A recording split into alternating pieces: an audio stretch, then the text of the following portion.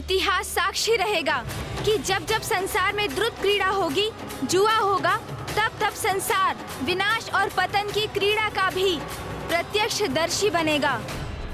प्रथम पूज्य गणेश जी, मुझसे बहुत बड़ी भूल हुई।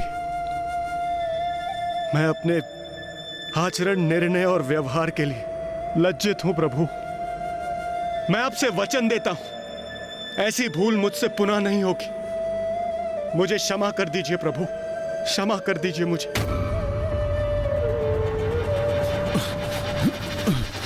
ये क्या हो रहा है? असहनीय पीड़ा हो रही है मुझे। प्रतीत होता है दृष्टिहीन हो जाऊंगा मैं।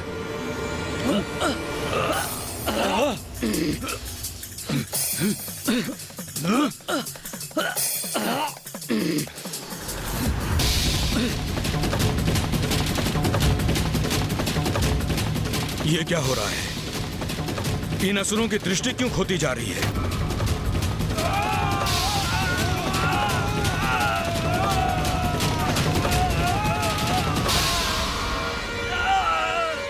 मेरे इस विराट रूप में मेरे दर्शन सभी के लिए संभव नहीं है असुर गुरु शुक्राचार्य। इन असुरों की संगति के कारण आप भी मुझे नहीं देख सकते थे, किंतु महादेव के नाम के जाप से अपना मन शुद्ध कर आप मेरे पंचमुखी रूप के दर्शन करने के योग्य बने। और ऐसा इसलिए हुआ क्योंकि आप एक ऋषि हैं, अन्यथा मेरे दर्शन प्राप्त करने में तो देवताओं को भी कठिनाई हो रही है। सत्य तो ये है कि जो मन, वचन और कर्म से शुद्ध है, जिनका मेरे प्रति भक्ति भाव है, वही इस रूप में बिना कष्ट पाए मेरे दर्शन कर पाते हैं।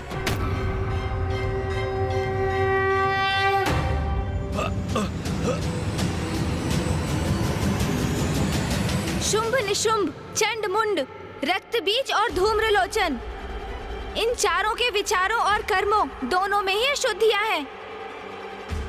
इसलिए उनके नेत्र मेरा तेज नहीं सहन कर पा रहे हैं, और यदि वो मुझे देखने का प्रयास करेंगे तो कुछ समय के लिए वो दृष्टि विहीन हो जाएंगे।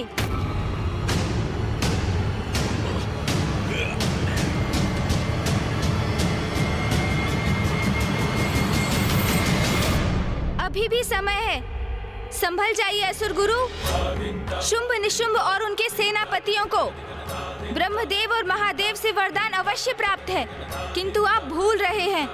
यदि वो पुनः अपनी सीमाओं का उल्लंघन करेंगे तो उन्हें उनका दंड अवश्य प्राप्त होगा, और उन्हें दंडित करने वाली शक्ति इतनी प्रचंड, इतनी शक्तिशाली होगी कि इन्हें ऐसी भयंकर मृत्यु प्रदान करेगी कि इनके शव भी नहीं पहचान सकेंगे आप।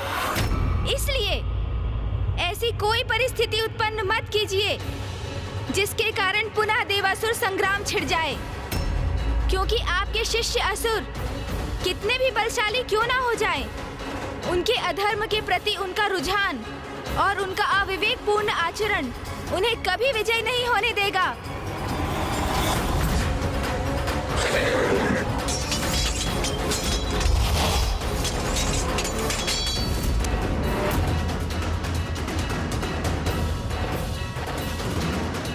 दया कीजिए, हमारी रक्षा कीजिए।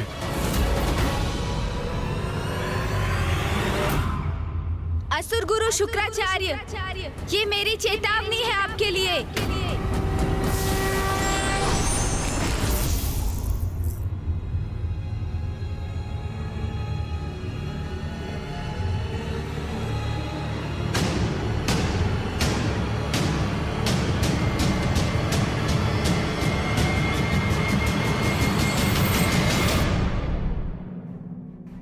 भैया, अब हमें लौटना चाहिए।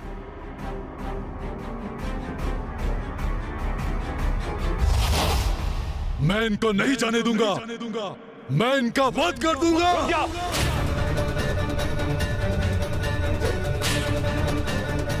शुंभ, इन्हें रोकने का प्रयास मत करो, जाने दो इन्हें।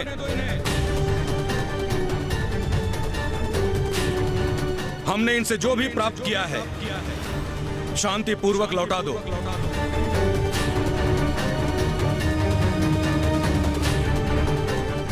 गणेश की चेतावनी से असुर गुरु अभी तो प्रभावित प्रतीत हो रहे हैं, किंतु ऐसा कब तक रहेगा? तुम्हारे और इंद्रदेव के बीच यही नियत हुआ था। उस शर्त की मर्यादा का पालन करो और देवताओं की निधियों को वापस लौटने दो।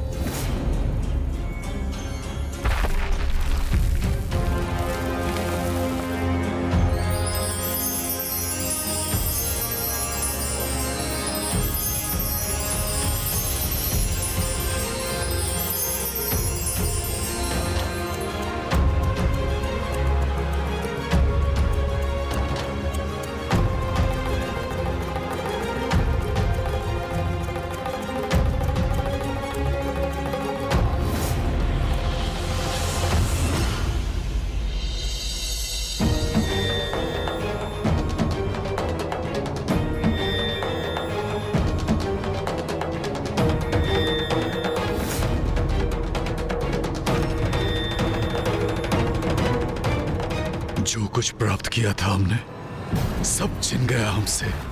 हमारा पाताल पुनः अपनी समृद्धि खो रहा है।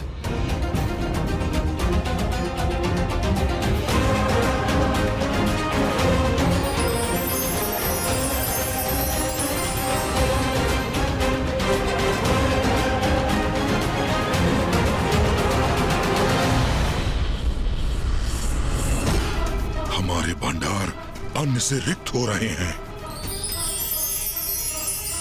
पाताल के वृक्ष आदि भी प्रभावित हो रहे हैं।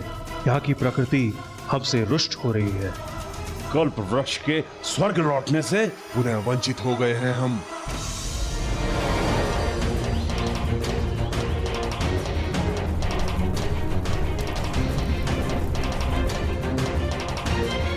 हमारी विजय को पराजय में परिवर्तित कर दिया इन दोनों ने। आप बड़े चिंतित प्रतीत हो रहे हैं, किंतु आपको चिंता करने की कोई आवश्यकता नहीं है। असुर महानायक शुंभ जी, आपकी मणियां और स्वर्ण जो आपने स्वर्ग लोक भेजे थे, वो सभी आपके धनकोष में लौट चुके हैं, क्योंकि आप असुरों के विपरीत अनुचित साधन से प्राप्त किसी भी वस्तु को अपने अधिकार में नहीं रखते। हम मेरे विचार से हम यहाँ जो करने आए थे वो हो चुका है। अब सब कुछ यथावत हो गया है, तो हमें यहाँ से प्रस्थान करना चाहिए गणेश।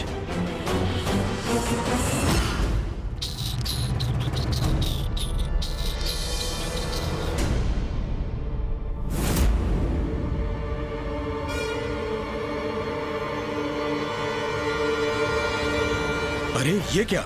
गणेश जी और कुमार कार्तिकेय जी ने तो भोजन तक स्वीकार नहीं किया। छल मैंने नहीं, आपने किया है असुर महानायक। मायावी पासों से क्रीड़ा कर अन्याय तो आप कर रहे थे। कदाचित उन्हें आरंभ से ही ज्ञात था कि यहाँ देवताओं के साथ छल हो रहा है, और ऐसे स्थान पर आतिथ्य स्वीकार कर भोजन ग्रहण करना उन्हें कदापि स्वीकार नहीं होगा।